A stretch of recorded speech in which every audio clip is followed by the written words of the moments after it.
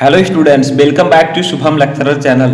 तो स्टूडेंट, इस वीडियो में हम क्लास 12 इंग्लिश से बोर्ड एग्जाम में 10 नंबर के पूछे जाने वाले एक इम्पॉर्टेंट टॉपिक पर डिस्कस करेंगे। स्टूडेंट, इस वीडियो में हम जानेंगे कि क्लास 12 इंग्लिश प्रोज से जो पैसेज पूछा जाता है, पैसेज कैसे पूछा जाता है।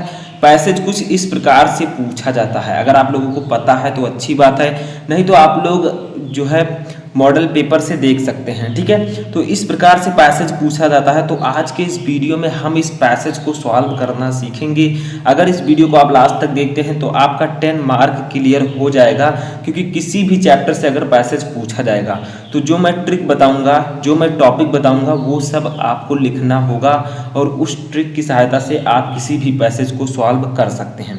जैसा कि आपको पता है कि इस पैसेज में जो है रेफरेंस आपको लिखना होता है, कॉन्टेक्स्ट लिखना होता है और एक्सप्लेनेशन लिखना होता है। ठीक है, तो रेफरेंस जो है हर चैप्टर यानी कि किसी भी पैसेज का सेम लगभग होता है। केवल आपको क्या करना होता है, उसके लेखक का नाम और जो है उस लेसन का नाम चेंज करना होता है। ठीक है, तो इस प्रकार से आपको लिखना होता है। तो इस वीडियो में हम स्टेप बाय स्टेप पहले रेफरेंस, फिर कॉन्टेक्स्ट और उसके बाद एक्सप्लेनेशन को लिखना सीखेंगे। तो सबसे पहले हम शुरुआत करेंगे रेफरेंस से। तो सबसे पहले सीखेंगे कि रेफरेंस कैसे लिखते हैं। तो हम लोग हेडिंग डालेंगे रेफरेंस। ठीक है, अब इस सेम प्रकार का रेफरेंस आपको सभी चैप्टर में अप्लाई करना है, बस आपको चैप्टर का नाम और लेखक का नाम चेंज करना होगा। ठीक है, तो देखिए रेफरेंस लिखने के लिए आपको पहले पैसेज को थोड़ा सा जानना होगा कि ये किस चैप्टर से है और इसके लेखक कौन है। ठीक है, तो देखिए ये पैसेज क्या है कि at one station my routine of talking with the people was interrupted as soon as I alighted a group of young children gathered around me. ठीक है, they were selling basket, hand woven reed basket with simple design and patterns. They held the basket high, shouting words I did not know, but conveying unmistakably their desire. अब आप लोग सोचिए कि ये किस chapter से है, इसके लेखक कौन है। तो देखिए ये आपका ए girl with a basket chapter से है, जो कि फर्स्ट चैप्टर है। ठीक है, और इसके लेखक हैं विलियम सी डगलस। अब रेफरेंस में आपको यही लिखना है कि इसके जो है लेखक कौन है और इस चैप्टर का नाम क्या है। ठीक है, तो देखिए सबसे पहले आपने पैसेज पढ़ा, अभी मैं इसका हिंदी मीनिंग भी बताऊंगा, तो इस हिसाब से हम रेफरेंस को लिख लेते हैं। ठीक है, तो रेफरेंस को लिखने के लिए सबसे पहले आपको क्या करना होगा, कुछ इस प्रकार से, जैसे दीज लाइन्स। ठीक है, these lines has been, have been. ठीक है, क्योंकि कई लाइन है, हैव बीन। अब यहाँ पर बहुत सारे स्टूडेंट कहेंगे कि आप हम दिस पैसेज भी लिख सकते हैं। तो हाँ, आप लोग यहाँ पर दिस पैसेज हैज बीन भी लिख सकते हैं। दिस पैसेज अगर आप लिखेंगे तो यहाँ पर हैव नहीं रहेगा, हैज रहेगा। ठीक है, तो आप लोग लिख सकते हैं दिस पैसेज हैज बीन या फिर these lines have been taken. ठीक है, from the lesson, taken from the lesson. अब किस लेसन से ये पैसेज लिया गया है उसका नाम आपको लिखना होगा। ठीक है, तो लेसन हमने लिखा, अब किस लेसन से लिया गया तो हमने बताया आपको ए गर्ल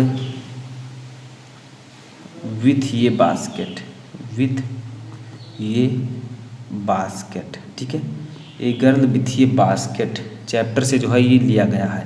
अब आपको लेखक का नाम लिखना है, तो आप लोग लिख सकते हैं written by, written by WC, या फिर आप लिख सकते हैं विलियम सी डगलस। ठीक है, डगलस। तो इस प्रकार से आप लोग रेफरेंस लिख सकते हैं, जैसे these lines have been taken from the lesson a girl with a basket written by William C Douglas. यानी कि ये लाइन जो हैं a girl with a basket से लिया गया है, जिसके लेखक विलियम सी डगलस हैं। ठीक है, अब यहाँ पर अगर आपका मान लीजिए ए फेलो ट्रेवलर चैप्टर आ जाता है तो आप लोग ए फेलो ट्रेवलर लिख सकते हैं। ठीक है, तो इस प्रकार से आप लोग चेंज कर सकते हैं। तो रेफरेंस आपको इसी प्रकार से लिखना है। यहाँ पर आप लोग दीज लाइन्स के स्थान पर दिस पैसेज हैज बीन लिख सकते हैं। ठीक है, कोई भी दिक्कत नहीं होगी। अब देखिए इसके बाद हमें लिखना होता है कॉन्टेक्स्ट। तो हम लोग कॉन्टेक्स्ट लिखते हैं, तो कॉन्टेक्स्ट हेडिंग डाल देंगे। कॉन्टेक्स्ट का मतलब इंग्लिश हिंदी में प्रसंग होता है और इसका मतलब संदर्भ। ठीक है, तो देखिए कॉन्टेक्स्ट कैसे लिखते हैं। कॉन्टेक्स्ट में लिखना क्या होता है, इस पैसेज में कहा क्या गया है उसको बहुत ही शॉर्ट में आपको लिखना होता है, इसका की पॉइंट क्या है। ठीक है, तो उसको लिखना होता है। तो कॉन्टेक्स्ट में हम क्या लिखेंगे कि यहाँ पर लिखेंगे द राइटर।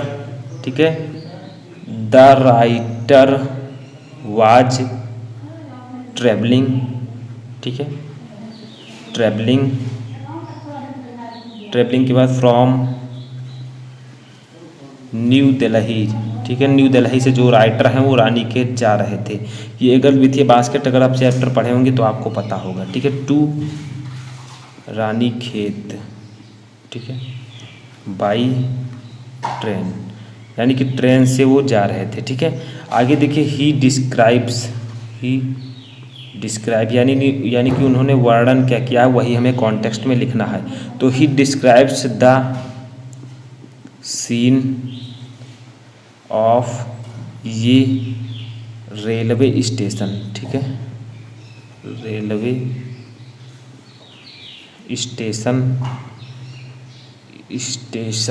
ठीक है, वेयर द ट्रेन हेल्टेड। तो क्या लिखा गया है कॉन्टेक्स्ट में, उसका की पॉइंट लिखा गया है कि जो लेखक हैं वो दिल्ली से रानीखेत जा रहे थे। उन्होंने जो है रेलवे स्टेशन के सीन का दृश्य का वर्णन किया है जहाँ पर ट्रेन रुकी थी, ठीक है। तो यही आपको कॉन्टेक्स्ट में लिखना होता है, ठीक है। तो यही आपको कॉन्टेक्स्ट में लिखना है कि इस पैसेज का की पॉइंट क्या है। अब इसका एक्सप्लेनेशन लिखने से पहले हम इसका हिंदी समझ लेते हैं। तो देखिए क्या कहा गया है पैसेज में, at one station my routine of talking with the people was interrupted, यानी कि एक स्टेशन पर मेरे जो लोगों से बात करने की दिनचर्या थी वो बाधित हुई। इंटरप्टेड मतलब रुकी या फिर बाधित हुई, ठीक है। यानी कि ये जब किसी भी स्टेशन पर पहुँचते थे तो लोगों से बात करते थे। As soon as I alighted a group of young children gathered around me, यानी कि जैसे ही मैं एलाइटेड मतलब उतरा ट्रेन से, ठीक है, एक ग्रुप ऑफ यंग चिल्ड्रेन यानी कि एक यंग बच्चों का जो है ग्रुप, एक यंग बच्चों के समूह ने मुझे घेर लिया। गेदर्ड का मतलब अराउंड मी, ठीक है, यानी कि इसका मतलब मुझे घेर लिया। दे बियर सेलिंग बास्केट्स, यानी कि वे टोकरियाँ बेच रहे थे। हैंड ओवन यानी कि हाथों से बुनी हुई।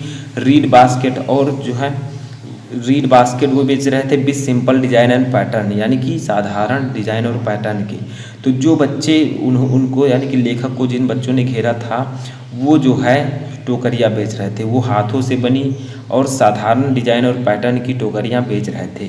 दे हेल्ड द बास्केट हाई, वे जो टोकरियों को ऊपर किए हुए हाथ से पकड़े हुए थे। शाउटिंग वर्ड्स, और कुछ शब्द जो है चिल्ला रहे थे, बोल रहे थे। I did not know but conveying unmistakably their desire, यानी कि मैं नहीं जानता था कि वो क्या कह रहे हैं, लेकिन उनकी इच्छा को स्पष्ट रूप से समझा जा सकता था। यानी कि वो क्या कह रहे हैं उसको उन्होंने स्पष्ट रूप से समझ लिया था, क्योंकि वो विदेशी थे, ठीक है। तो इसीलिए उन्होंने जो है उनकी बातों को नहीं समझा, लेकिन उनकी इच्छा को आसानी से समझ लिया। अब एक्सप्लेनेशन में आपको क्या करना होता है, इसी सेंटेंस को थोड़ा सा जो है अलग करके लिखना होता है, ठीक है। सेम नहीं उतारना होता है, लेकिन इंग्लिश में ही लिखना होता है। जैसे देखिए यहाँ पर हमने वही चीज़ लिखा है, अर्थ नहीं बदला है बट एक्सप्लेनेशन हमने किया है। देखिए in these lines, in lines में द राइटर सेज दैट, यानी कि लेखक कहते हैं द ट्रेन स्टॉप्ड एट ये बे साइड स्टेशन, यानी कि जो ट्रेन है वो एक स्टेशन पर रुकी, ठीक है। तो इन लाइनों में जो लेखक कहते हैं कि ट्रेन जो है जिस ट्रेन पर वो सफ़र कर रहे थे वो एक स्टेशन पर रुकी। He was disturbed in this talk with the people by A group of children, यानी कि वो कुछ बच्चों के समूह के द्वारा जो है उन्हें वो जो है डिस्टर्ब हुए। क्यों? क्योंकि वो लोगों से जो है बात किया करते थे। टॉक विद द पीपुल, ठीक है। Who beer selling their hand oven basket fans with simple design and pattern, और वो बच्चे जो है वो हाथों से बुनी हुई टोकरियाँ, फैंस यानी कि पंखे, और साधारण यानी कि साधारण डिजाइन और पैटर्न के टोकरियाँ और पंखे भी बेच रहे थे, ठीक है। They held the basket high, वे टोकरियों को ऊंचा करके पकड़े हुए थे। शाउटिंग वर्ड्स, और कुछ वर्ड्स चिल्ला रहे थे। That he did not no however he understood there Dzire what they wanted, यानी कि वो कह रहे हैं मैं नहीं समझ सकता था वो क्या कह रहे हैं, मैं नहीं जानता था, लेकिन ही अंडरस्टूड देयर डिजायर, वो उनकी इच्छाओं को समझ रहे थे। व्हाट दे वांटेड, यानी कि वो क्या चाहते हैं। तो यहाँ पर जो है लेखक हैं वो कह रहे हैं कि वो उनकी इच्छाओं को समझ रहे थे लेकिन उनकी बात को नहीं समझ रहे थे, ठीक है। तो ये आपका एक्सप्लेनेशन हो गया। देखिए इंग्लिश को हमने इंग्लिश में कन्वर्ट किया, बट थोड़ा सा चेंज करके हमने इसे लिख दिया। तो इसी प्रकार से आपको किसी भी पैसेज का context, reference, context and explanation लिखना होता है। तो इस प्रकार से आप अपना 10 मार्क आसानी से क्लियर कर सकते हैं। तो इसका PDF भी मैं डिस्क्रिप्शन में दे दूंगा, ठीक है। तो आपको पैसेज सॉल्व करना आई होप कि अच्छे से समझ में आ चुका होगा। और भी वीडियो मैंने आपके लिए बना रखे हैं, तो आप लोग सर्च करके भी देख सकते हैं, ठीक है। तो इस वीडियो में फ़िलहाल इतना ही।